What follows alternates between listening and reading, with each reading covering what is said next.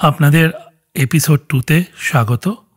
আসুন আমরা জেনে নিই কীভাবে গড়ের মাঠের গান মহিনের ঘোড়াগুলি সম্পাদিত অ্যালবামের অংশ হয়ে উঠল, আর বাকি গড়ের মাঠের নানান অজানা গল্প। কলেজে সুমন্ত রয় বলে আমার একটা বন্ধু, টিনটিন বলি আমরা, বুধুরও খুব ক্লোজ ফ্রেন্ড, সে আমাকে একটা ক্যাসেট দিয়েছিল মহিনের ঘোড়াগুলির। সেটা খুব কোন সাল হবে? বাজে রেকর্ডিং। 91? সেটা হবে না না 91 না, সেটা তো 1986 হবে। কোন অ্যালবামটা ছিল? যে ওই তো ওই ফার্স্ট অ্যালবামটা, যেটায় হায় ভালোবাসি। হায় ভালোবাসি, তারপর ইয়ে ছিল। ইনফ্যাক্ট কলেজে আমরা এই গানগুলো ক্যান্টিন ট্যান্টিনে শুনেছি আর কি, বা মাঠে বসে, মানে ভাবতে পারছো ক্রিকেট খেলছি, ক্রিকেট খেলা হয়ে গেল, এবার ক্রিকেট খেলা আমার মনে আছে, আমি এগুলোকে রিলেট করি এখন, মানে অক্সিজেন ইজ সো ইম্পর্টেন্ট।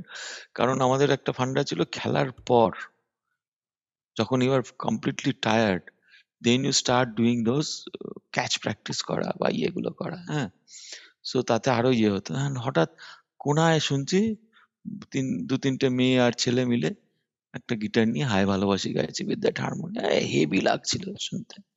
ইয়েতে আমি আমি কলেজের ক্যান্টিনে আমার যেটা মনে আছে, টুকুলের মুখে আমি এই হায় ভালোবাসি শুনেছিলাম, আর আরেকটা গান শুনেছিলাম যেটা হচ্ছে রানওয়ে রানওয়ে জুড়ে। এই দুটো গান টুকুল অ্যাকচুয়ালি, টুকুলের নাম হচ্ছে তমজিৎ রায়। ও আমাদের কলেজে পড়তো না, কিন্তু আসতো রেগুলার আড্ডা টাড্ডা দিতে।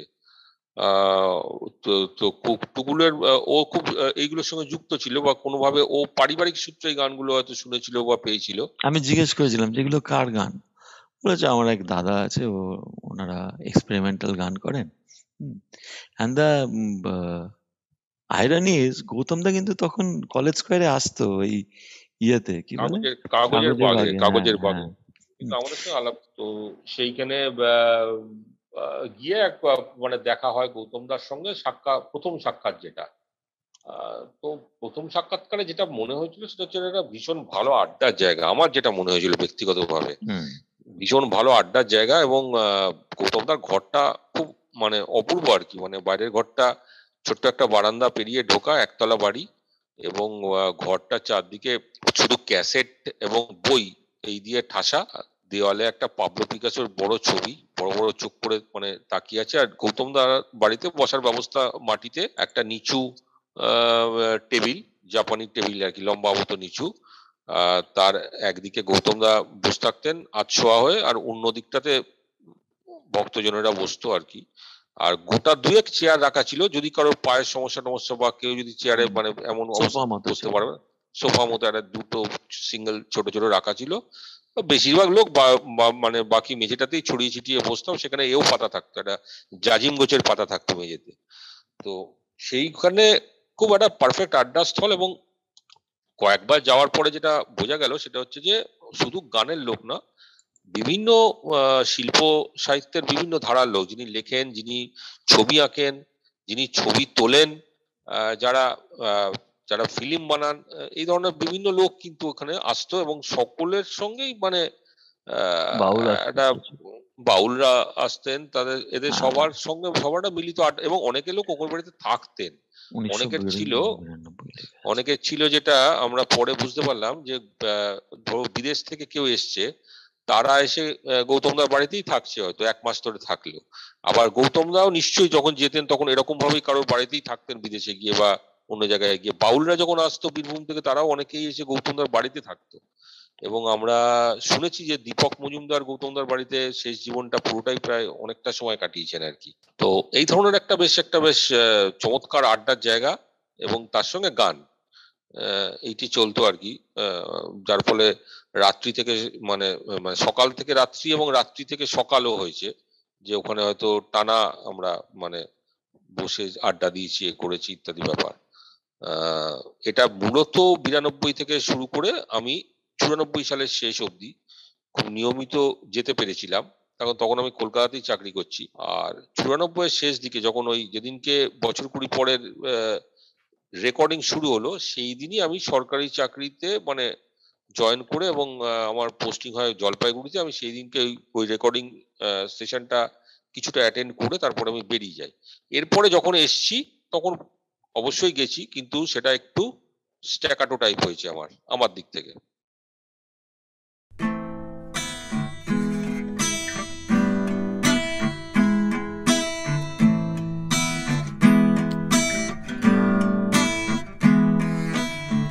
ঘরের দেয়ালে পাবলো পিকাসো বয়ে ঢাকা চারিধার, হলুদ আলোতে নীল নীল ধোঁয়া সব ঘুরে ফেরে বারবার। ঘরের দেয়ালে পাবলো পিকাসো বয়ে ঢাকা চারিধার, হলুদ আলোতে নীল নীল ধোঁয়া সব ঘুরে ফেরে বারবার।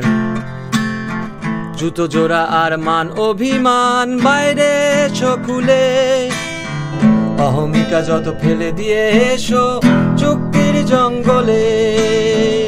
এখানে মুক্ত তোমার প্রাণ, গাও না তোমার গান, মুক্ত তোমার প্রাণ, গাও তোমার গান।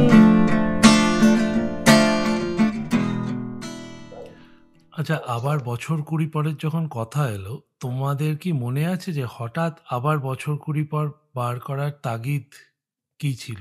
তার পেছনে চিন্তা ভাবনা বা কেন এই অ্যালবামটা তৈরি করা হলো সেই সময়? এটার পেছনে আমার যেটা জানা আছে সেটা হচ্ছে গৌতম দা মানে টিভির জন্য, দূরদর্শনের জন্য একটা ভিডিও গান তৈরি করার একটা মানে বরাত পেয়েছিলেন, এবং সেইখানে এই গান, এবং সেগুলো হয়ও, সেগুলো শুটও হয়, ভিডিও শুটও হয়, আমরাও তাতে পার্টিসিপেট করি। এবং সেটা আমাদের মানে যারা যারা ছিলাম আমরা সকলেই, অনেকেই পার্টিসিপেট করেছিলাম। আমার পরমার কথা মনে আছে, অর্ণব চ্যাটার্জির কথা মনে আছে। তো এক একটা গান এক এক জায়গায় শুট হয়েছিল। আমাদের গানটা শুট হয়েছিল বোধহয় তখন এই নিকো পার্ক, তখন নিকো পার্ক নাম ছিল না, তখন বোধহয় ঝিলমিল নাম ছিল। তো ওইখানে আমাদের একটা গানটা শুট হয়েছিল। এইটা ছিল মূল জায়গা যেখানে গানগুলোকে নিয়ে উনি করছিলেন আর কি। তখন কিন্তু ভিডিও গান বা এমটিভি এনতনা কিন্তু তখন আসেনি মার্কেটে, মানে এটা একদম নতুন ছিল বাংলা এর ক্ষেত্রে গানের ভিডিও। এটা তো এখন তো ভিডিও ছাড়া গান হয় না, তখন কিন্তু গানের ভিডিও, সেটাই আমার মনে হয় হয়তো প্রথম। তো এই বাংলা ভিডিও গান, বাংলা ভিডিও গান।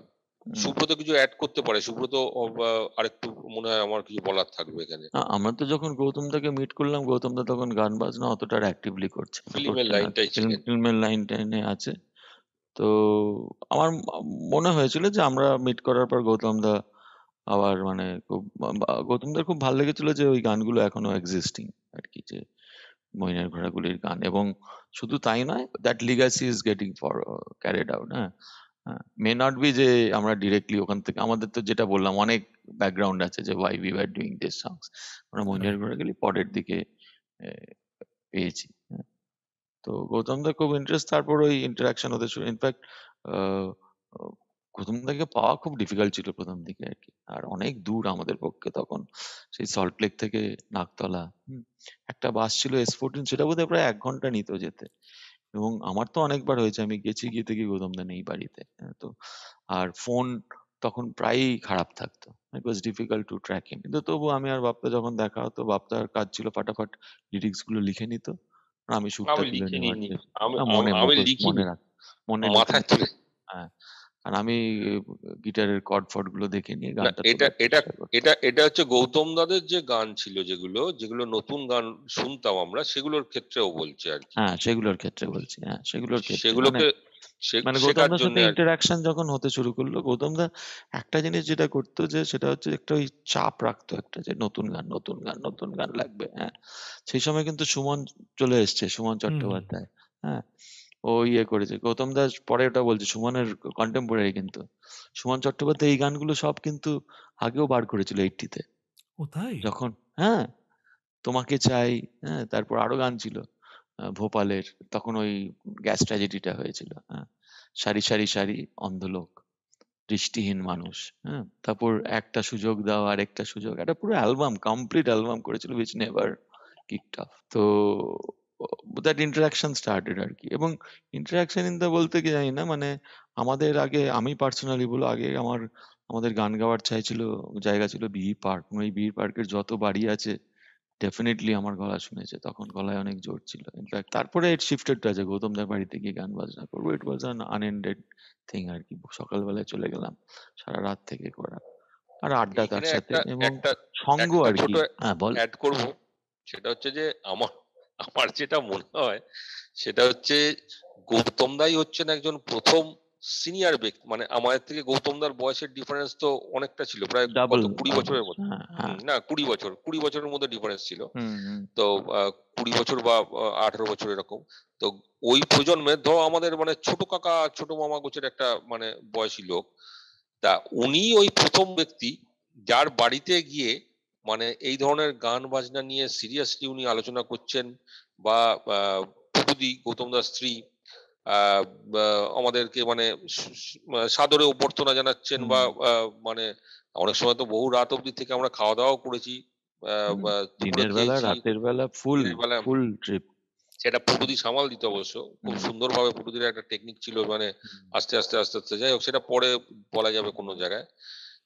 কিন্তু মেন হচ্ছে যে কোনো একজন পূর্ণবয়স্ক লোক, অ্যাডাল্ট পার্সন, তিনি মানে সপরিবারে এই যে গানগুলোকে গ্রহণ করছেন, এই ধরনের গান, এবং তার সঙ্গে ইন্টারাক্ট করছেন, সিরিয়াসলি নিচ্ছেন এই বিষয়টাকে, এবং তার বৈঠকখানাতে বসতে দিচ্ছেন, এবং এসব আড্ডা এবং আলোচনা আমরা অংশ নিচ্ছি, এইটা কিন্তু একটা ইউনিক ব্যাপার ছিল। তার আগে আমার মনে হয় না কোনো মানে পূর্ণবয়স্ক বলতে আমি বলছি কোনো সিনিয়র পার্সন আমাদের থেকে যারা এতটা সিনিয়র, তারা কেউ এতটা সিরিয়াসলি এই সমস্ত গান নিয়ে কথা বলা বা শোনা এটা করেনি, উৎসাহ দেখাননি আর কি। এটা একটা নতুনত্ব ছিল। হ্যাঁ, সেই তো স্বীকৃতি দরকার না। যেমন ধর তোকে বললাম না, তুই পাঞ্চজন্যের জন্য প্রাইজ পেয়েছিলিস, আমি বললাম না আমরা কম্পিটিশনে প্রাইজ পেলাম, মানে দেয়ার ওয়াজ, বিকজ দিস ওয়াজ সামথিং সেই সময় new, somebody has to say না you are doing, একটু তো ফিডব্যাক পাওয়া দরকার না। So that was very important. ভাবতে যেটা বললাম, ইনফ্যাক্ট এখন মনে পড়ছে ধোঁয়া মেঘেটাও আমাদের তখন তৈরি হয়ে গেছিল। ইনফ্যাক্ট ধোঁয়া মেঘের ব্যাপারটা যেটা বলতে চাইছিলাম, ভাবতে তুই প্রথমে ওটা করেছিলিস ওই there's a smile on your face brother John বলে যে গানটার আমরা একটা সুর করেছিলাম আমি আর উপর, সেইটার উপর বসিয়ে, খুব সুন্দর সেটা। যখন ধোঁয়া মেঘে ঢাকায় আমার মন, তখন ক্লান্ত ভেবে ভেবে সারাক্ষণ, তখন ধোঁয়ার জাল ছিঁড়ে চেনা সুখের চেনা ভিড়ে নিয়ে আমায় যাবে বলো সে কোন, এরকম করে ও করেছিল। তা বললাম যে কে রে তুই, অন্য একজনের সুর তুই লিখে দিলি তো, হোয়াট উইল আই ডু, বলে আমি আবার একটা সুর দিলাম আর কি, যে ঠিক আছে এইভাবে করবো whatever। তো সেই স্বীকৃতিটা, সেই এত মন দিয়ে গান শোনাটা, that was a big thing.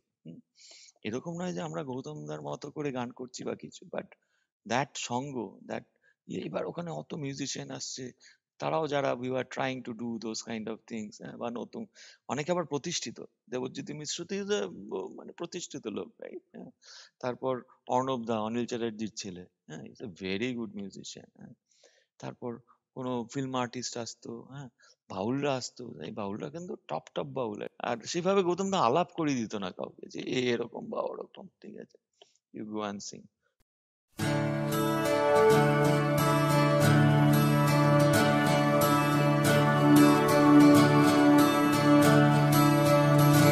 যখন ধোঁয়া মেঘে ঢাকায় আমার মন, যখন ক্লান্ত ভেবে ভেবে সারাক্ষণ, যখন ধোঁয়া মেঘে ঢাকায় আমার মন, যখন ক্লান্ত ভেবে ভেবে সারাক্ষণ, তখন ধোঁয়ার জাল ছিঁড়ে চেনা সুখের ভিড়ে নিয়ে আমায় যাবে বলো সে কোন, যখন হাসির আলো খেলে আমার গানে। দ্যাট ওয়াজ দ্য থিং, ওই ঘরটায় প্রচুর লোকজন আসতো, নানা রকম গান টান হতো, নানা রকম। তারপর আমরা অনেক সময় আর্টিস্টদের বাড়ি গেছি, ক্যানভাসে সারা রাত ধরে বলেছে রং করে এটাকে, ইয়েতে, তো ওই এক্সপোজারটা, ওই সঙ্গটা ওয়াজ ইম্পর্টেন্ট। কিন্তু এরকম করতে করতেই অন্য গানগুলো তৈরি হলো আর কি। এরপর এই 4টি গানের পরেই আমাদের নেক্সট গান হচ্ছে, ভাবতে হচ্ছে শহরের উষ্ণতা। তোমায় দিলাম আচ্ছা, তোমায় দিলাম, তোমায় দিলামের তুই একটা ব্যাকগ্রাউন্ডটা বল, আমি দারুণ তারপর গল্প বলবো। সুব্রত দা আমাদের বলেছিল। দেখি জয়জিৎ দা একটু তোমায় দিলামের গল্পটা বলুন। তুই গল্প যাবে। তোমায় দিলামের গল্পটা আমার দিক থেকে যেটা হচ্ছে সেটা হচ্ছে যে আমি 1994 সালে মানে সরকারি চাকরির পরীক্ষা দিলাম। WBCS পরীক্ষা দেওয়াতে আমার একটা ট্রেনিং এর ব্যাপার হলো, যেটা মানে শালবনী বলে একটা জায়গায় পশ্চিম মেদিনীপুরে। এখন আবার আমি সেখানে তার খুব কাছাকাছি থাকি অনেকটা সময়, খড়গপুরে। তো যাই হোক, সেই শালবনীতে আমি বেরোলাম, বাড়ি ছেড়ে বেরোলাম, একটা রাকসাক নিয়ে চলে গেছি। ওখানে তো হোস্টেল ফোস্টেল আছে, সেখানে আছি, থাকছি ইত্যাদি। তো ওটা একটা 2 মাসের দীর্ঘ ট্রেনিং ছিল।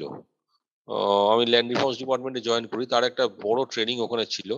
এবং সেইখানে থাকতে থাকতে আমার প্রথম এবং জানতে পারলাম তারপর যে ট্রেনিং এর শেষে আমাদের একটা পোস্টিং অর্ডার হবে এবং তারপর যে কোনো জায়গায় পশ্চিমবঙ্গের আমরা চলে যাব। তো আস্তে আস্তে এটা রিয়েলাইজ করলাম যে একটা যে আমি শহর কলকাতা, যেখানে আমি বড় হয়েছি আর কি, আবাল্য আমার, যেখানে বেড়ে ওঠা, সেই জায়গাটা ছেড়ে কিন্তু এবারে বেরিয়ে পড়তে হয়েছে। এবং কবে আবার ওখানে সেখানে ফিরবো পার্মানেন্টলি আমি জানি না। গৌতম দা হেন তেন ইত্যাদি সমস্ত কিছু তখন চলছে কলকাতায়। এই অবস্থার মধ্যে আমি বেরিয়ে গেছি। আর শালবনী যে জায়গাটা আমরা ছিলাম, ওই জায়গাটা খুবই সুন্দর জায়গা।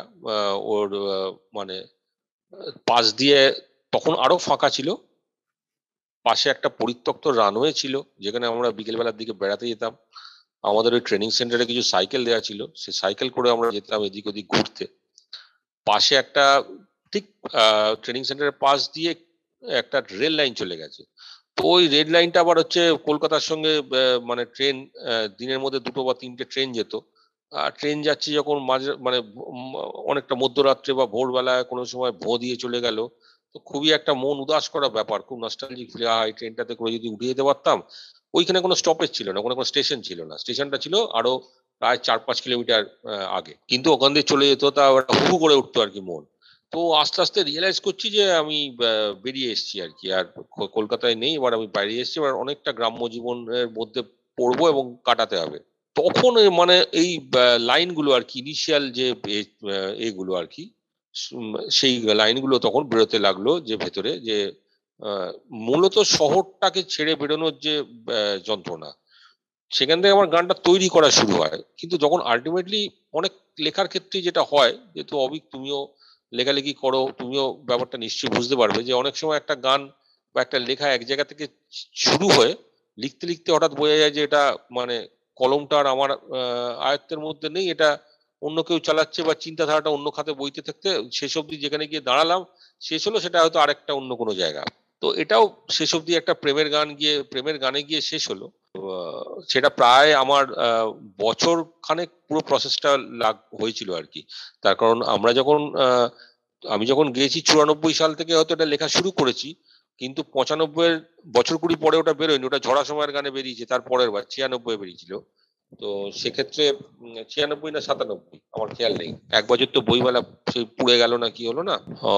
তো সেক্ষেত্রে ওই গানটা টোটাল কমপ্লিট হতে, পুরো গানটা তৈরি হতে আমার বছর খানেক মতো লেগেছিল আর কি। একটু একটু একটু করে গানটা একটু কিছুটা চেঞ্জ হয়ে যায়, তারপরে ওই শহরের ফিলিংটা থেকেই যায় এবং শহরের প্রতি প্রেমটাই মূল জায়গা থাকে। এইভাবে আমার লেখার পার্টে এইটা হয়েছে। সুব্রত সুরের পার্ট কিভাবে, সুব্রত কি করেছে ও বলতে পারবে। হ্যাঁ, শালবনির ব্যাপারটা ছিল স্বাভাবিকভাবেই বাড়ি থেকে চলে গেছে। আমার মনে আছে তখন তো একটা গান লিখেছিলিস, ওই টিকিট কাটা হয়ে গেছে ইয়েতে, হ্যান ত্যান, যেটা হচ্ছে আমরা চেষ্টা করেছিলাম সুর দেওয়ার, মনে আছে কি তার? না, এই মুহূর্তে মনে পড়ছে না।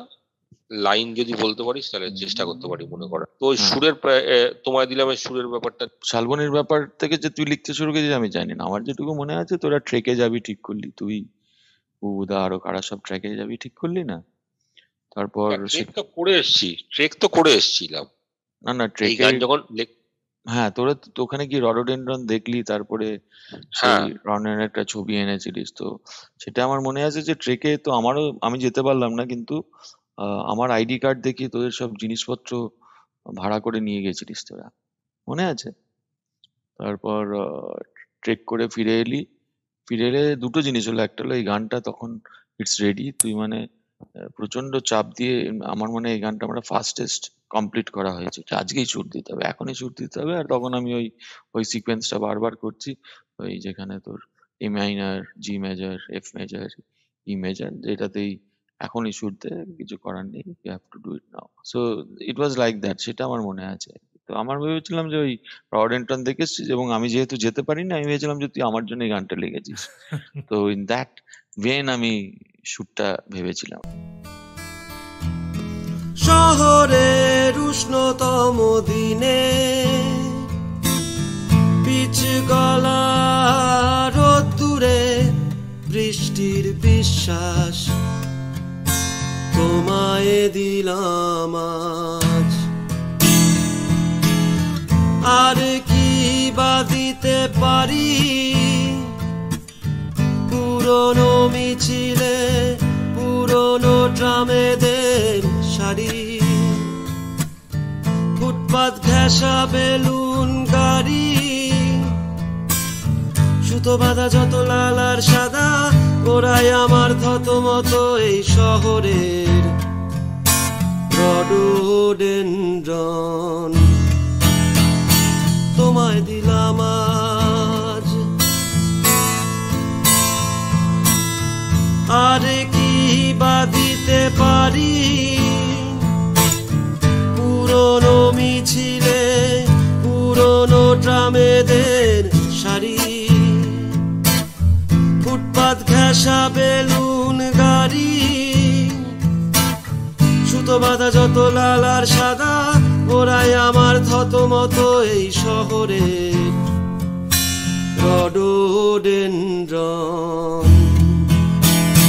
তোমায় দিলাম আজ।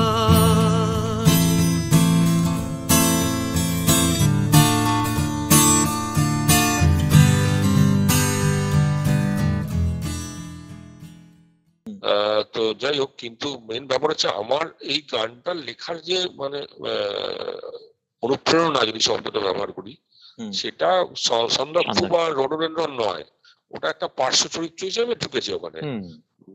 মেন যে বিষয়টা ছিল, যেটা পরিষ্কারভাবে গানে যেটা বলাই আছে আর কি, মানে শহর ছাড়বার যে বেদনা আর কি, তার যে ব্যথা, সেটি মূল বিষয় ছিল আর কি। এবং সেটা লেখার সূত্রপাত করেছিলাম আমি এতে, এবং শালবনীতে। এবং এটাও মনে আছে যে একটা লাল কালি দিয়ে, মানে লাল ডট পেন দিয়ে প্রথম লেখা শুরু করেছিলাম। সেগুলো কিছু কিছু আমার কাছে বহুদিন অবধি ছিল, এখন আর নেই। এনিওয়ে, ধাঁধার থেকে জটিল তুমি গানটি তৈরির পেছনের যদি গল্প একটু আমাদের জানাও, খুব ভাল লাগবে। এইটা তো এটা হচ্ছে মানে প্রেমে গলা ধাক্কা খাওয়া গান, বুঝলে? এটা তো মানে পড়েই যে কেউ লিরিক্স পড়লেই বুঝতে পারবে। কিন্তু সেখান থেকেই আর কি, কিন্তু বিষয়টা সুষ্ঠু মাধ্যম নেই যে আমার ভেতরে কি হচ্ছে, এটা একদমই সেই গান। এবং কিন্তু ওই গানটাতে একটা বিষয় মনে হয়েছিল যে, মানে গানের যেটা বক্তব্যের ভেতরে যেটা আমার লিখতে লিখতে এসেছিল আর কি, যে বেশ খানিকটা মানে সময়ও নষ্ট হলো এক, এবং 2 নম্বর কথা হচ্ছে যে গানটা তুমি মানে যদি ভালোবাসা, যাকে তুমি ভালোবাসছো বা যাকে তুমি ভালোবাসতে চাইছো, তার কাছ থেকে যদি ভালোবাসা না পাওয়া যায়, তাহলে ওই যে ন্যাকা ন্যাকা কিছু শব্দ আছে যে বন্ধুত্ব, আমরা আজীবন বন্ধু থাকবো, এই ধরনের যে শব্দ বিষয়গুলো আছে, সেইগুলোকে আমি একদমই মানে বিশ্বাস করিনি সেই বয়সে অন্তত। আজকে হয়তো ওরকম তীব্রভাবে লিখতে পারবো না, অনেকটা পলি পড়ে গেছে আমাদের মানে অভিজ্ঞতার পলি পড়েছে। কিন্তু তখনও মনে হয়েছিল যে এটা তো তুমি হয় আমাকে ভালোবাসো, নাহলে আমাকে ঘেন্না করো, মানে আমাকে মানে মাঝামাঝি কিছু নেই। হ্যাঁ, এইটি মূল বিষয়। এবং সেটা খুব সহজভাবে, পরিষ্কারভাবে ভাষার মধ্যে দেখবে একটু বেশি মানে আবেগের একটু তীব্রতা আছে আর কি। ন্যাকা ন্যাকা শব্দ এগুলো ইউজ করেছি গানের মধ্যে, মানে নিজের কথাই বলতে চেয়েছি নিজের মতো করে। এটা সুব্রতদার সুর দিতে কতদিন লেগেছিল? কতদিন লেগেছিল জানি না, আমার তো মনে হয়েছিল যে টাইম ওয়াজ রিজনেবল ছিল। কিন্তু আমার মনে আছে, তোর মনে আছে কিনা, একটা পুরীর বাড়িতে ফার্স্ট গিয়েছিলাম, যদু, মৌ এরা সব ছিল। সেই জন্যই আমার কাছে খুব অ্যাপিল করেছিল, যে আমার মনে হয়েছিল যে ধাঁধার থেকেও জটিল তুমি খিদের থেকে স্পষ্ট। এই লাইনটা আমার এখনো খুব মাঝে মাঝে মনে ফিরে ফিরে আসে।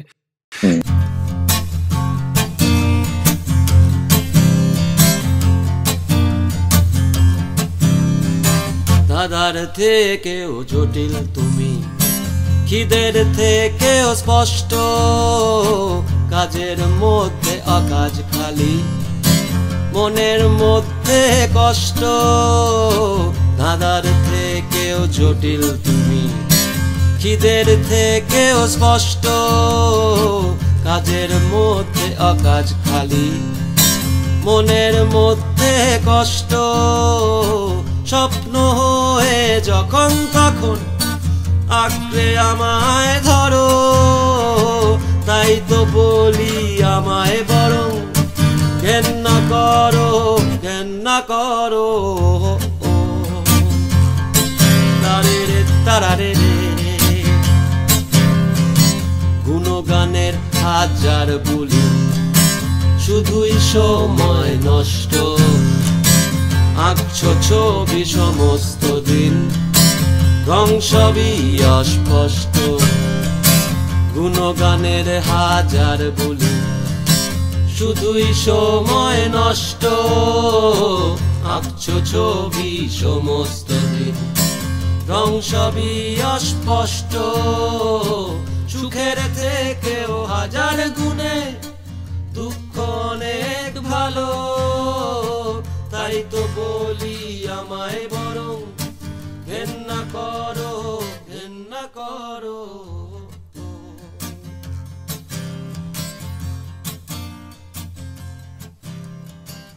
আজ চালাক আমি কাল বোকা, মহৎ প্রেমিক নাকা নাকা। আজ চালাক আমি কাল বোকা। পারলে বয়সের ইন্সপিরেশন কি ডিলান, জয়জিৎদা? না, পারলে বয়সের ইন্সপিরেশন ডিলান নয়। ডিলান নয় মানে ধরো আমি সেই সময় ডিলানের গান শুনতাম, কিন্তু সেইভাবে ডিলানের লিরিক্স সেই সময় অ্যাভেলেবেল ছিল না। এত লিরিক্স আমরা ওনার বুঝতে জড়ানো পারতাম কথা, না অতটা। আমি লিরিক্স খুব অল্পই বুঝতে পারতাম, বুঝলে, মানে ওই দু চার কিছু লিরিক্স মানে ওই লাইন বুঝতে পারতাম। হাউ মেনি রোডসটাই খালি আমরা এখন হয়তো তো জোগাড় ইউটিউবে করতে গান, পারি। তো হ্যাঁ, তার ফলে ঠিক ওরকম ভাবে আমি বলবো না। বার্লে বয়সটা বেসিক্যালি একটা অভিজ্ঞতা, একটা মানে ছোট ঘটনা ছিল। কোনো একজন বন্ধুর প্রতি একটু অভিমান বশত বিষয়টা হয়তো শুরু হয়েছিল, মানে লেখাটা বা একটা এই ধরনের জায়গা ছিল আর কি। বন্ধুত্ব ভঙ্গের একটা আভাস এইরকম জায়গা থেকে শুরু হয়েছে আর কি। তার থেকে একটা রিয়েলাইজেশন যে বয়স বাড়লে সবাই অনেক, কিন্তু আমার মনে হয় বাড়লে বয়স গানটা লিরিক্সের থেকে আমি মনে হয় যে যে সুরটা অনেক বেশি আকর্ষণীয় এবং মানে অনেকটা কি বলবো, সুরের যে চলন সেটার সঙ্গে কি একটু ল্যাটিন গানের মিল আছে কোনো? না, সেটা তো সুব্রত পরে, বলতে পারবে এটা। ল্যাটিনোটা তো পরে এসছে। তার আগে তো ল্যাটিন ছিল না, মেজর স্কেলের গান ছিল। আচ্ছা, এটা মাইনর বার্লে স্কেলের কে বয়স কে সবাই সাজেশন ছিল। দিল? মানুষ, জলপাইগুড়িতে। তো আমি প্রথমে গিয়ে নীলের বাড়িতে ওকে শোনালাম। নীল শুনেই, ওর বাড়িতে একটা বেসুরো পিয়ানো ছিল, ঠিক আছে, টিউন করতে না ইয়েতে, সঙ্গে সঙ্গে ও গিটারটা রেখে দিল। হ্যাঁ, ও কিন্তু গিটার প্রচন্ড বাজাতো, মানে ওর বাড়িতে গেলে he will continuously keep on playing guitar and talk with you. First day আমার মনে হলো যে আর যে গিটার ছাড়াও অন্য কিছু যে করতে পারে, হ্যাঁ, সেটা আমি দেখলাম। ও গানটা শুনেই ড্রপ দি গিটার, বললো যে চল অন্য ঘরে চল। গিয়ে he played the piano part of it.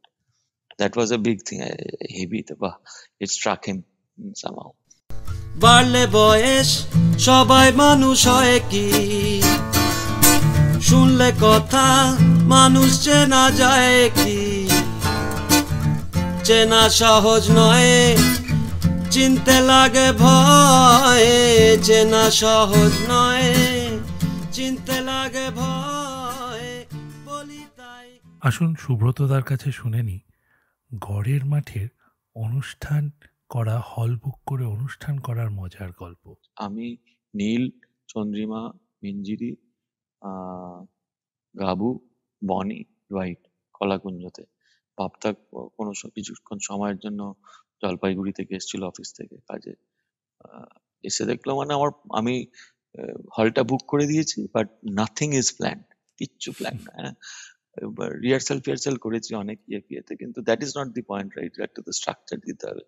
তো তার তো আগে তো বর্তমানে কাজ করতো, জার্নালিজম লেখাফেখাতেও ডেফিনেটলি ছিল।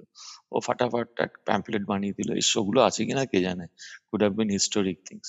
আমার মনে আছে আকাশে নীল রঙের একটা কাগজে, হ্যাঁ, আমাদের প্রত্যেকের নাম, একটু বিবরণ আর গানের মধ্যে একটা লিস্ট, যে এটা লোকজন এলে তাদের হাতে হাতে দিয়ে দেওয়া হবে, এই করে। তাতে আমরা ওই গানটাও করেছিলাম, অনেকগুলো গান করেছিলাম আমরা, প্রায় 20-25টা করেছিলাম গান ইয়েতে। সেই রেকর্ডটা সেই গানগুলো ওইটা মনে হয় গড়ের মাঠের ব্যানারে ব্যানারেই হয়েছিল। একমাত্র একমাত্র গানের অনুষ্ঠান, এবং সেইটা মধ্যে কিন্তু টোটাল এই যে আবার বছর কুড়ি পরে যে টিমটা ছিল, ইয়াং টিম যে সমস্ত, মানে সবাই আমরা ছিল। সবাই তখন ইয়াং ছিলাম, তারা সকলে পার্টিসিপেট করেছিল, এবং এই লোকেরাই করেছিল আর কি, মানে হ্যাঁ, আবার বছর তারপরে কুড়ি পরেতে বা ঝরা ঝড়ের সময়ের সময় গানে গানে ওই গানগুলোই হয়েছিল, যেগুলো ওই অ্যালবাম এই আমরা কনসার্টে করেছিলাম, হ্যাঁ, ইয়েতে। তো গাবু গাবু গাবু গিটার বাজিয়েছিল, বাচ্চা গাবু হাফ প্যান্ট বাবু পরে গিটার গিটার বাজিয়েছিল, বাজিয়েছিল আমার ইনফ্যাক্ট মনে আছে। বার্লে বয়সেও গিটারের কাঠে পারকাশন বাজিয়েছিল, ড্রাম বাজাতো ইয়েতে, হ্যাঁ। তো অন্যদের কিরম লেগেছিল কি জানি না, আমাদের ওই ট্রিপটা হতো, কার কি ভাল লেগে যায় না, আমাদেরই খুব ভাল লাগতো, ঠিক আছে, আমরাই খুব খুশি গান করে। এটা আমি খুব রিলেট করতে পারি। আমরাও এখন যে গান করি নিজেদের শখে, হুম। আমাদের করে খুব আনন্দ হয়। আমাদের করে খুব সেটাই আনন্দ। সেটাই মূল, তো সেটাই আসল। এটা তো ফার্স্ট, মানে সেটা দরকার প্রথম, হ্যাঁ।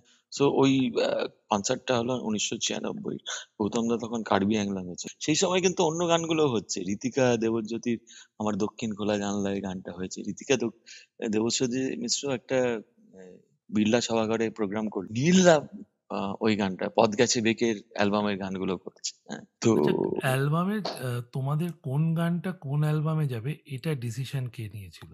না, যে গান আছে তখন তো সেগুলোই যাবে, তো আর চয়েস না নেই না, কোনো। তোমাদের কাছে তো দেখো ধোঁয়া মেঘে, ধাঁধার থেকে জটিল তুমি, বাড়লে সেকেন্ড বয়স। ঝরা সময়ের গানে যেমন ধরো গৌতম দা কার্বি অ্যাংলং এ ছিল, ইট ওয়াজ ডিসাইডেড যে আর হবে না এবার, হ্যাঁ, বিকজ ইজ আউট দেয়ার। আমি উদ্যোগ নিয়ে, হ্যাঁ, এবং আমাদের আমার অভিকের প্রশ্নটা একটুখানি, আমার মনে হয় অভিকের প্রশ্নটা ও যেটা করতে চাইছে সেটা হচ্ছে, যখন প্রথম আমরা গৌতম দার কাছে যাই, তখন আমাদের অলরেডি 3টে বা 4টে গান রেডি আছে, তাহলে তার মধ্যে থেকে ধাঁধার থেকেও জটিল তুমি গানটাই যে আবার বছর কুড়ি পরে অ্যালবামে যাবে, সেটা গৌতম এই দা ঠিক করতো। এই সিলেকশনটা গৌতম দা। সম্পাদনা যেটা মইনের ঘোড়াগুলি সম্পাদিত, এই জায়গাটার মধ্যে একটু বলে দিই, সেখানে যে মইনের ঘোড়াদের মধ্যে সেই সময় গৌতম দা ছাড়া এবং বাপিদা কলকাতায় উপস্থিত ছিল, বাকিরা কেউ ছিল না তখন কলকাতায় উপস্থিত, এবং ব্যান্ড তো ছিলই না ওদের। তো তার অনেক আগেই সেটা ডিসব্যান্ডেড হয়ে গেছে, কিন্তু ওরা সম্পাদনা বলতে যে কাজটা করেছিল, মানে গৌতম দাস ক্ষেত্রে, সেটা হচ্ছে একটা হচ্ছে গান সিলেকশন, কোন গানটা কোন অ্যালবামে যাচ্ছে, আরেকটা লিরিক্সের আমাদের গানে সব আমরা লিখেছিলাম ধোঁয়া মেঘে গানে, আমি লিখেছিলাম শব্দ সবই বদলাতে চায় গানে, এই লাইনটা লিখেছিলাম। গৌতম দা বলেছিল শুনে যে শব্দ সবই বদলাতে চায় মানে কর, মানে গানের জায়গায় মানে। তো এই একটি শব্দ পরিবর্তনে মানে গৌতম দার প্রত্যক্ষ যোগ ছিল, এছাড়া কখনোই সুব্রতকেও কখনো বলেনি যে তুই শব্দটা এরকম কর। বারে বারে মোড়ে আসতেই হবে ফিরেটাকে, বারে বারে মোড়ের বদলে তবু করে দিয়েছিল, বারে বারে তবু আসতেই হবে ফিরে। তবুটা গৌতম দা করেছিল বলে আমার মনে নেই, আমার না, আমাকেই বলেছিল তো তবু করেছিল ওটা। এই গানটা তো লক্ষ্মী ছাড়ার প্রথম অ্যালবামে ছিল, রাইট? লক্ষ্মী ছাড়ার প্রোগ্রাম, হ্যাঁ। তখন আমি ইউএসএ তে বাপ্তার কাছে গিয়ে ওরা গানগুলো চাইলো, তখন বাপ্তা আমাকে বললো কি করবি, জানলাম যে হ্যাঁ করতে বল ওদের, এরকম হচ্ছে আর কি। আমরা পারমিশন দিয়েছিলাম, তখন করেছিলাম। তোমাদের নামও আছে অ্যালবামে? আছে না, ওরম ভাবে নাম নেই, ওরা যেটা আছে কৃতজ্ঞতা, হ্যাঁ, কৃতজ্ঞতা স্বীকার, বাপ্তা কাকু আর সুব্রত কাকু, এইভাবে একটা ওদের পিছন দিকে ওরা লিখে দিয়েছিল ক্যাসেটে, কিন্তু কোন গানের জন্য কৃতজ্ঞতা সেটা লেখা ছিল না। স্টার মার্ক করা ছিল বোধহয় নাকি? আর স্টার মার্ক করা, ওই দুটো গান কেয়ার করি না আর বারে বারে তো বাঁচতেই হবে ফিরে। তো তোমাদের রেকর্ডিং যখন হয়েছিল, তোমরা কোন স্টুডিওতে রেকর্ডিং করেছিলে তোমাদের গানগুলো, অ্যালবামগুলো? প্রেস্টো বলে একটা স্টুডিও সবে হয়েছিল ওই তোমার বাইপাসের ধারে, সেই দেবজিৎ যে এন্টারপ্রেনার ওটার, এবং নিজেই করতো, কানপুর আইআইটির ছেলে, সে সব ছেড়ে টেড়ে এইসব করছিল এবং খুব ভালো ভালো ইনস্ট্রুমেন্ট নিয়ে এসেছিল। But he was also learning at that time. তো আমার মনে হয় গৌতম দা অনেকটা হেল্প করেছে ওকে। হ্যাঁ, এবং ইনস্ট্রুমেন্ট গুলো পাওয়া গেছিল for experimentation and all. In fact ধোঁয়া মেঘেতে হ্যাঁ ইট ওয়াজ সিম্পল ইলেকট্রিক গিটার ছিল, তাতে এফেক্টস সিকোয়েন্স ইউজ করে ইট বিকেম ডিফারেন্ট। ওটা কি তোমারই বাজানো ধোয়া মেঘের না গিটার? না, ওটা নীল। মহিনের ঘোড়াগুলি সম্পাদিত যে 3টে অ্যালবাম, এই কথাটা ফার্স্ট আমার মনে 3টে হয় অ্যালবাম। বলে রাখা দরকার এবং এটাকে নথিবদ্ধ করে রাখা দরকার। এবং নীলও যখন বলবে, ও হয়তো বলবে, ও একটু মানে সবসময় বলতে চায় না কথাগুলো। এই গানগুলোতে মানে অধিকাংশ ইনস্ট্রুমেন্ট নীল বাজিয়েছে এবং মিউজিক অ্যারেঞ্জমেন্টও অনেকাংশে নীলের করা, প্রায় সর্বাংশে নীলের করা, মানে মিউজিক অ্যারেঞ্জমেন্ট প্রথম 3টে ক্যাসেটের সমস্ত গান। এবং নীল খুব ভার্সেটাইল মিউজিশিয়ান। গিটারটা তো প্রচন্ড ভালো বাজাতো, সবই ভালো বাজাতো। Piano, guitar. হ্যাঁ, এবং আমার নীলের একটা বাড়ির অবদান কুকুরটাও গান আছে। গাইতো। নীলের বাড়ির কুকুরটাও গান গাইতো, আমরা শুনে এসেছি হ্যাঁ। সুন্দর ভাবে, মানে আ উ করে সুরের সঙ্গে সঙ্গে বাজাতো সেই। হ্যাঁ, গানের পাশে অত গান বাজনা হলে হবে না। কিন্তু ওই ঝড়ার সময়ের গানে কিন্তু আমি ওই নয়াবাড়ি লইয়ার বাইতা ওইটাতে আমি একটু গিটার বাজিয়েছি, কিন্তু তার চেয়ে ইম্পর্টেন্ট হচ্ছে আমি ওখানে পারকাশন বাজিয়েছি। ঠিক আছে, এরকম একটা দুপুরবেলায় গানটা রেকর্ড হয়ে গেছে, ওই অন্য ট্র্যাক গুলো ভালো করে লে করতে হবে। এবার আমার তখন শিফটে কাজ হতো, আমার ছুটি ছিল, বললাম যে কোথায় যাবো, গৌতম দা ওখানে আছে, আড্ডা মারতে চলে যায়। প্রথমে তো হেভি ঝাড়লো যেটা আড্ডা মারার জায়গা, চলে এসেছিস দুপুরবেলা। তখন যখন এসছিস তুই এটা গিটার বাজা, দিয়ে হচ্ছিল না প্রথমে, হেভি ঝাড়ে ফেরে আর যত ঝাড়ে তত তো আরো নার্ভাস হয়ে যায় না। কিন্তু যাই হোক আলটিমেটলি হয়েছিল। কিন্তু তার চেয়েও আমার মনে আছে আমি একটা শেখার পারকাশন বাজিয়েছিলাম, যেটা নীল তখন তখন ও চেন্নাই যাবে বলে রেডি হচ্ছে, ওই stop going to the studio for the light results. তো ওকে যখন রেকর্ডিংটা শুনিয়েছিলাম, he could detect that sound. বললো যে এটা কে বাজিয়েছে। গৌতম দা বাজিয়েছিল ওই ব্যাঞ্জোর ওই ওইটা, আর ডুবকি বাজিয়েছিল। ডুবকির সাথে তো একটু পারকাশন থাকে, তার মধ্যে জাস্ট দ্য সাউন্ড ওয়াজ এইরকম। সেটা কিন্তু নীল ডিটেক্টেড যাচ্ছে, এটা কে বাজিয়েছে, সেটা আমি বাজিয়েছি। হ্যাঁ, তো দিস ওয়ার মানে কি বলবো, রিয়েলি ওয়েল ভার্সড মিউজিশিয়ানস। এই সঙ্গটা ওয়াজ ভেরি গুড আর কি, মানে এবং এরা যেভাবে গান শুনতো, ইট ওয়াজ এ রিভিলেশন। যে মানে আইআইটির একটা পড়াশোনা করা বা একটা অঙ্ক করা, সেই রকমই বা তার থেকে বেশি কনসেন্ট্রেশন দিয়ে গান শুনতো বা মিউজিক শুনতো আর কি। That was a big thing. So care করি না ওরকম হলো। আর এর মধ্যে আমরা এই এটাও কিন্তু ওই ফার্স্ট ইয়েটার পরেই আবার বছর কুড়ি পরে রিলিজ হলো। তারপর আমরা মেলাতে প্রচুর গান টান গিয়েছিলাম আমার মনে আছে। তারপর গলা ভেঙে গেল আমার, গৌতমদার বাড়িতে সারা রাত এলাম, আই কুডন্ট সিং। হ্যাঁ, বাকিরা সব গান টান করছে, কিছু একটা হয়েছিল। তারপর ভাবতাম পরের দিন সকালবেলা এই গানটা লিখে দিল, ওই ঘরের দেয়ালে পাবলো বিকাশে বই রাখা ছাড়া। এটা তো বোধহয় তোমাদের ওই ইউটিউবের যে সাক্ষাৎকারটা আছে সেখানে কি গানটা আছে, রাইট? যে কিভাবে শুট দেবো কিছুতেই বুঝতে পারছিলাম না, সেটা কিছুটা বুবুদা হেল্প করেছিল করতে। রাত 11টায় বাড়ি ফিরেছি, ফিরেই ফোন তুলে গৌতমদাকে ফোন করে বলতাম, গৌতমদা এই গানটা শোনো। তো আমার মনে আছে আমি গানটা করার পর গৌতমদা বললো দাঁড়া দাঁড়া ধর, বলে পুটুদিকে দিল। পুটুদি শুনলো, শুনে বললো দারুণ। তা বললো আবার ধর, কাবুকে ডেকে আনলো। তো হি ওয়াজ, মানে এই ফিডব্যাক গুলো ওয়াজ ইম্পর্টেন্ট আর কি, যে no this is really becoming something of a thing. But কিন্তু এটা রেকর্ডার মানে করা হয়নি সেভাবে ইয়েতে। তারপর আরেকটা জিনিস যেটা বলতো আর কি, সেটাতে যে অফকোর্স ওটা ওই ঘরটা নিয়ে লেখা হয়েছে, ওখানকার স্মৃতি, এবং কিন্তু ইউ শুড ট্রান্সেন্ড দ্যাট। এই ট্রান্সেন্ড করতে অনেকদিন লেগেছিল, তারপরে আই স্টার্টেড সিং। যে এটা আছে ইউটিউব ভিডিওটা আছে, সেই ইউটিউব যে মানে গানের লিস্ট, সেখানে 9টা গান আছে মনে হয়। তার মধ্যে 6টা গান হচ্ছে আমাদের আগে ওই অ্যালবাম গুলোতে প্রকাশিত, আর 3টে অপ্রকাশিত গান আছে। সেই 3টে অপ্রকাশিত গানের মধ্যে একটা হচ্ছে ঘরের গান, একটা হচ্ছে প্রবাসী বন্ধুর গান যেটা হচ্ছে পুরনো গিটার ফেলে, আর 3 নম্বর হচ্ছে যখনই শান্ত মনে বলে একটা গান, যে গানটা প্রকাশিত হয়নি। এই তোমাদের এগুলো তিনটে রেকর্ড সব করা আছে? ওই তো ওই না, ওই ইন্টারভিউতে যেরকম করে রেকর্ড করেছিল, আদারওয়াইজ নয়। হ্যাঁ। যখনই শান্ত মনে গানটা লেখার কি কোনো গল্প আছে জয়চিত্তা? যখনই শান্তমনেটা একটা স্পেসিফিক জায়গা থেকে লেখা হয়েছিল। হুম। সেটা হচ্ছে যে আমি যখন ওই মানে জলপাইগুড়িতে যেহেতু 5 হ্যাঁ, বছর ছিলাম, বাড়িতে। এবং বিভিন্ন সময় যখন আমি দেখছি যে বাড়ি আমি একটা বাড়ি হয়তো ভাড়া করেছি, করে আছি হুম। সেখানে, কিছুদিন পর আমার সেখান থেকে মুভ করতে হলো আর কি, যে কোনো কারণেই হোক। হ্যাঁ, তো এরকম আমার তখন 3টে মতো পরপর যখন বাড়ি আমাকে চেঞ্জ করতে হলো, হুম। এবং বাড়ি চেঞ্জ করাটা তো একটা বিরাট একটা হ্যাসেল, এটা তো মানে অস্বীকার ওরে করার উপায় নেই। বাবা!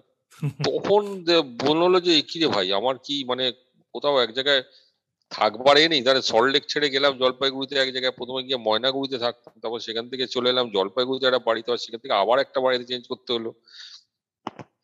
তখন ওই লাইনগুলো এলো আর কি, যে যখনই শান্তমনে ছোট্ট ঘরের কোণে বসে ভাবি অবশেষে মিলে গেল ঘর, তখনই কে সে জানে কেড়ে নেয় এক টানে, দেওয়ালেরা ভেঙে পড়ে থাকে পথ। তো মানে একটা জার্নি, মানে বুঝতে পারছি ক্রমশ যে এক জায়গায় বসে থাকাটা আর কি হবে না আর কি, এক জায়গায় বসে কবিতা লেখা বা গান লেখা, এইটা ঠিক আমার জন্য নয়।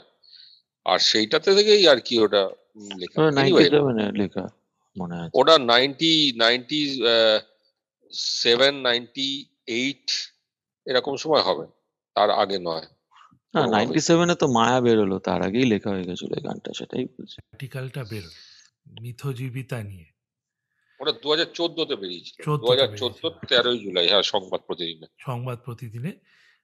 সেটা থেকে সেটা সম্পর্কে দুটো প্রশ্ন আছে। একটা হচ্ছে যে তুমি যে লিখেছো সেটার আহ, কোন জায়গা থেকে তোমার এই লেখাটা লেখা প্রয়োজন মনে হয়েছিল, আর দ্বিতীয়, তোমাকে যারা এই লেখাটা পড়লে এবং প্রথমবার জানলেন এই কথাটা, তাদের কি ফিডব্যাক এসেছিল তোমার কাছে? দেখো, লেখাটার প্রয়োজন অনেকদিন আগেই ছিল, তার কারণ গৌতম দা বেঁচে থাকা অবস্থাতেই তখন তো ধরো আমরা একটা ছবি হয়েছিল, কিছু সংলাপ কিছু প্রলাপ বলে, অশোক বিশ্বনাথনের ছবি। সেই ছবিটাতে গৌতম দা মিউজিক ডিরেক্টর হয়েছিলেন। তো সেটা বোধহয় সেটা ওরকম 98 সাল বা 97 সাল বা 98 সাল এরকম হবে। তো গৌতম দা মিউজিক ডিরেক্টর, এবং আমাদের ওই গানটা ছিল তার মধ্যে, আনার থেকেও জটিল তুমি গানটা, ওটাতে ব্যবহার হয়েছিল। তো আমিও মানে ওইখানে গেছিলাম, মানে আমার সদ্য বিবাহিতা স্ত্রীকে নিয়ে গেছি আর কি, দীপশিতাকে নিয়ে, যে আমরা আমার দেখো আমার গান থাকবে ইত্যাদি দেখার, এই সিনেমাটা একটা বড় তো নন্দন বা কোথাও একটা।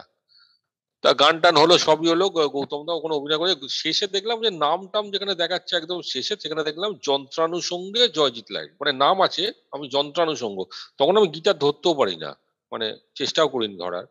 তো তখন থেকে হয়তো মানে মানে প্রয়োজনীয়তাটা অনেক আগে থেকে শুরু হয়েছিল, গৌতম দা বেঁচে থাকা অবস্থাতেই হয়তো শুরু হয়েছিল।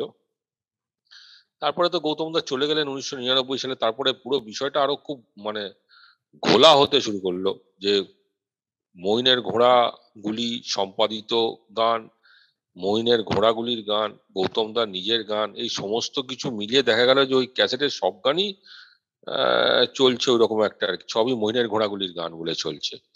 মানে নট দ্যাট যে গৌতম দার নামে চলছে, গৌতম দা কেউ কেউ বলে গৌতম দার গান, তারা মইনের ঘোড়াগুলি আর গৌতম দাকে একই ভাবে। আর মইনের ঘোড়াগুলি নামটা খুব প্রচার পাচ্ছে, খুব পাচ্ছে, কিন্তু ইত্যাদি ব্যাপার। এবং আমাদের যেহেতু আমরা সুব্রত আমি কেউই প্রত্যক্ষভাবে এই সঙ্গীত জগতের এই সঙ্গীতের পেশার সঙ্গে যুক্ত নয়, আলাদা আলাদা পেশায় রয়েছি, আমাদের তো পারফর্মও করছি না, আমাদের স্টেজে উঠে বলারও সেভাবে স্কোপ নেই। তো আস্তে আস্তে আস্তে আস্তে বুঝতে পারলাম যে আমাদের যে পরিচয়টা সেটা ক্রমশ ক্রমশ ক্রমশ ক্রমশ কেউ আর জানছেই না। এবারে সেটা থেকে একটা মনের মধ্যে একটা একটু অভিমান তো জমে ওঠেই, যে মানে একদিকে আনন্দ হচ্ছে যে দেখো গানগুলোকে আমরা কোনো চেষ্টা করছি না, গানগুলো নিজের শক্তিতে বেড়ে উঠছে, মহিরুও হয়ে উঠছে আস্তে আস্তে, বুঝতে পারছি একটা কার্ড সং হিসেবে প্রতিষ্ঠা লাভ করছে। এটা একটা স্রষ্টা হিসেবে আমার মনে হয় নিশ্চয়ই আমাকে তো আনন্দ দিয়েইছে, সুব্রতকেও নিশ্চয়ই আনন্দ দেবে। তার সঙ্গে আমার ব্যক্তিগতভাবে আমার মনে হচ্ছিল যে একটা মানে যন্ত্রণা, যে দেখো পয়সা করি তো এখান থেকে আমরা কখনো এক্সপেক্ট করিনি, কিন্তু যে কোনো কিছু, তুমি নিজেও একজন সৃষ্টিশীল মানুষ। কেউ যখন কিছু লেখে, কেউ যখন কিছু গান গায়, সুর দেয়, কেউ যখন ছবি আঁকে, তার মিনিমাম সে এটা জানতে মানে বোঝাতে চায় বা এটা জানাতে চায় যে এটা আমার জিনিস, মানে তার দর্শক, শ্রোতা, পাঠক তাদের সঙ্গে কমিউনিকেট করার যে মাধ্যম হিসেবে তো সেই কাজটা করছে। তো সেই হিসেবে একটা ইয়ে ছিল মনের মধ্যে। তখন আমি দেখলাম যে এটা লেখা একটু না লেখালেখি করলে বিষয়টা একদমই আয়ত্তের বাইরে চলে যাচ্ছে। যে এখানে এটাও মনে রাখতে হবে যে তার আগে 2002-3 সাল হবে বোধহয়, ওটা প্রায় আমার খেয়াল নেই এক্স্যাক্টলি, আবার একটা বছর বছর ছবি হয় 30 পর না বছর 30টা একটু আগে, তোমার একটা সিনেমা হয়েছিল, মানে 033 বলে। সেই সিনেমার মূল উপজীব্য ছিল হচ্ছে, তোমায় দিলাম এই গানটা, এই গানটাকে ঘিরেই সিনেমার পুরো গল্প লিখেছিলেন যে ডিরেক্টর। সেটা নিয়েও মানে আমাদের সঙ্গে একটা মানে এই গানটা কার গান, এই ধরনের একটা প্রশ্ন ওঠে তখন। সেই নিয়ে আমাদের মামলা মোকদ্দমা লড়তে হয় কলকাতা হাইকোর্টে। হ্যাঁ এইসব বিষয়গুলো চলে আসছিল, এগুলো সবই একটা মানে একটা ফাইট চলছিল। আমরা গানগুলোর ফর্মাল কপিরাইট নেওয়ার জন্য তখন চেষ্টা করছি এবং নিলামও তারপর শেষ অব্দি। এইসবগুলো করতে করতে বোঝা যাচ্ছিল যে গানটা একটা বলা দরকার কোথাও কথাগুলো, যে এগুলো অ্যাকচুয়ালি কি। তো সেই জায়গা থেকেই ওই লেখাটা লেখা। এবং শুধু ওই লেখা নয়, ওই সময় আমি পরপর ধরো তোমার সংবাদ প্রতিদিনে একটা লিখি, এছাড়া রূপম ইসলামের বাংলা রক বলে একটা ম্যাগাজিন আছে, সেখানে গড়ের মাঠ নিয়ে আমি একটা নিবন্ধ লিখি।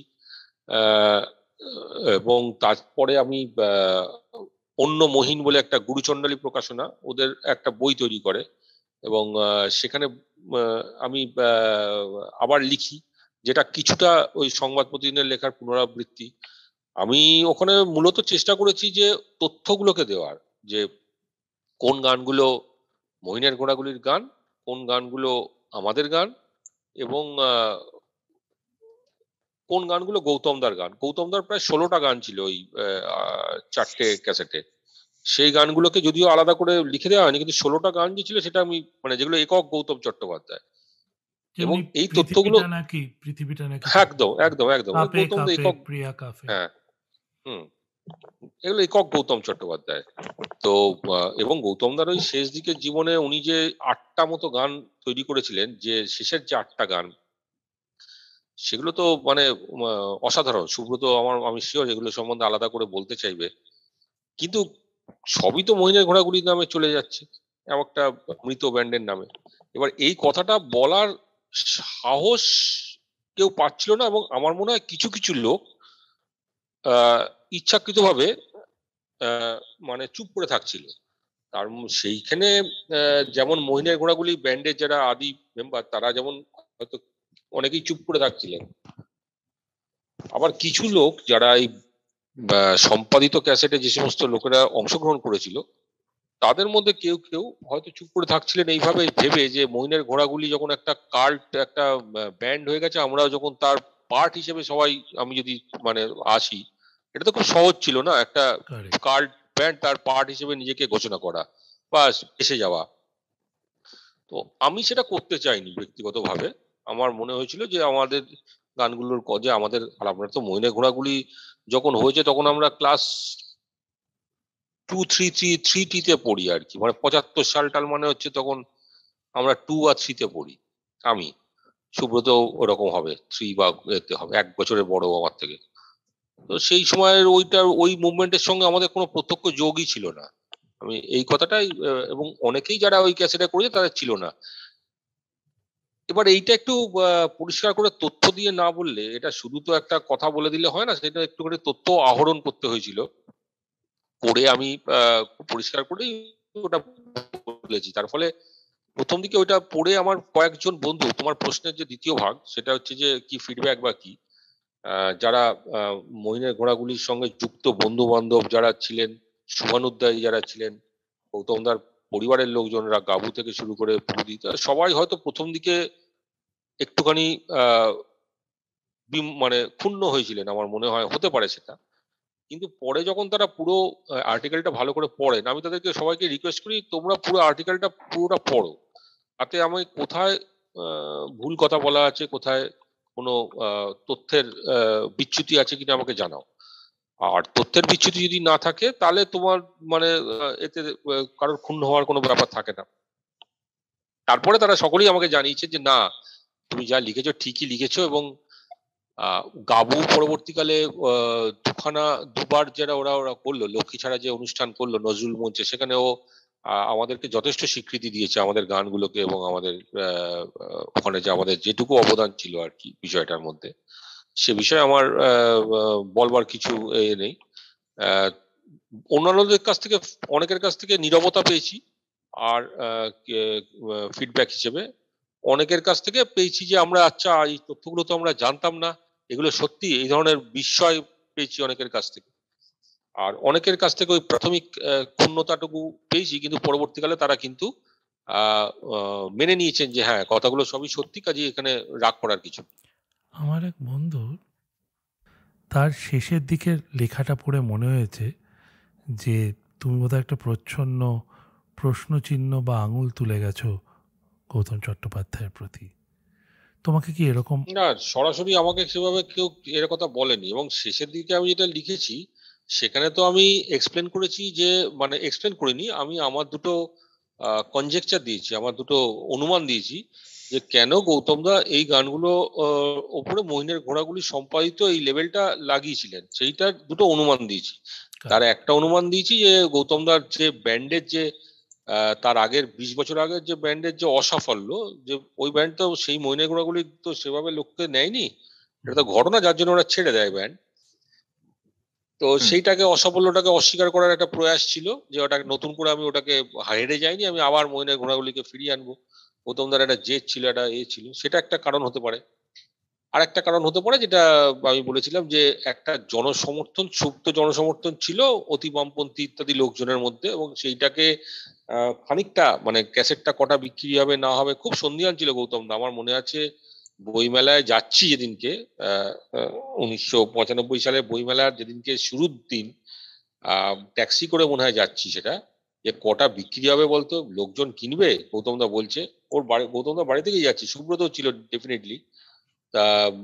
তাহলে হ্যাঁ হ্যাঁ, আমরা তো, আমাদের তো কোনো স্টেক অ্যাজ সাচ কিছু নেই, আমাদের গান লোকে শুনবে কি শুনবে না, কিন্তু গৌতমদার কিন্তু একটা বড় স্টেক আছে, এটা বোঝা যাচ্ছিল তখন। স্টেক মানে মেন্টাল স্টেক, হয়তো ফিনান্সিয়াল নয় অতটা, যে তো প্রচুর, কেন শুনবে না, প্রচুর বিক্রি হবে, দেখো না, এই ধরনের একটা মানে আমার সাথে কথা বললাম।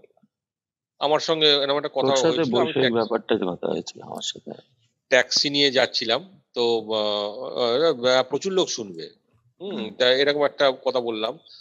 তো গৌতমদার এটা একটা মানে একটা লড়াই ছিল, একটা ফিরে আসার লড়াই ছিল আর কি, যে আমি মানে এটা আমার মনে হয়েছে। এবারে সেইটার সেই পোর্শনের মধ্যে কিন্তু গৌতমদার প্রতি কোনো ইঙ্গিত নেই। গৌতমদার প্রতি যে বক্তব্যটা আমার ছিল সেটা হচ্ছে যে উনি যে লেভেলটা মেরেছিলেন, সেই লেভেলটা মারাটা নিয়ে আমার এক প্রশ্ন ছিল, এবং এই লেভেলটা মারাটা যুক্তিযুক্ত হয়েছে কিনা এই ব্যাপারে অবশ্যই আমার ইঙ্গিত ছিল যে এটা যুক্তিযুক্ত হয়নি, এই বলে। That's all. তাও সেটার জন্য এবার গৌতমদার পরিবারের লোকেরা, গাবু বা পুটুদি বা চিকিতা, যা ছেলে মেয়ে, তাদের সঙ্গে তো তারা তো এটা নিয়ে, আমার সঙ্গে তো তাদের সবারই গুড রিলেশন আছে। খুব খুব ভালো লাগলো জয়জিৎ দা, তুমি যে এই সুন্দর উত্তরটা দিলে। আমরা আজকে গড়ের মাঠের থেকে অনেক কিছু জানলাম, তাদের গান তৈরির গল্প, তাদের সূচনার গল্প, এবং হয়তো ভবিষ্যতে গড়ের মাঠ আবার হয়ে উঠবে বাংলা গানের ফুসফুস, নিয়ে নেবে সব বিষ আর দেবে নতুন গানের অক্সিজেন। আশা করি সাউন্ড চেকের এই পর্বটা আপনাদের ভাল লাগলো। আপনারা জানতে পারলেন একটা অন্য ইতিহাসের কথা। এইভাবেই সাউন্ড চেক অনুষ্ঠানে আমরা নিয়ে আসবো আপনাদের কাছে নানান গল্প এবং কলকাতার অল্টারনেটিভ মিউজিক মুভমেন্টের আরও অসাধারণ কিছু মানুষের কাহিনী। আবার পরের পর্বে দেখা হবে, ততদিন শুনতে থাকুন, সঙ্গে থাকুন। আমি অভিক আপনাদের থেকে আজ বিদায় নিয়ে নিচ্ছি। ভালো থাকবেন, নমস্কার।